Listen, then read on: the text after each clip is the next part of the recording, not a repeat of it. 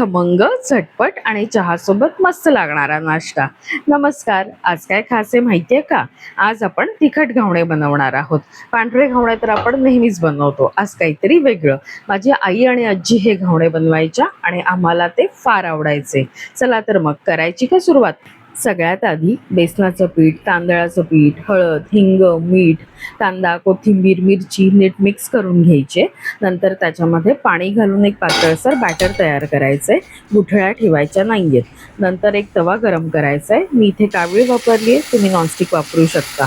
तेल लावायचं आहे त्याला. तेल गरम झालं की आपलं बॅटर पसरवायचं आहे आणि झाकण ठेवून 1 मिनिट शिजू द्यायचं आहे. नंतर आपल्याला साईडने कडा काढत घावणा उलटून घ्यायचा आहे. तुम्ही बघू शकता आपला घावणा किती छान खरपूस भाजला गेलाय. असंच दुसऱ्या साईडनेही आपल्याला शेकवून घ्यायचा आहे आणि आपला गरम गरम तिखट घावणा रेडी आहे. तुम्ही हे घावणे चटणी किंवा सॉस सोबत सर्व करू शकता. नक्की ट्राय करून बघा आणि रेसिपी आवडल्यास लाईक, शेअर, सबस्क्राईब जरूर करा.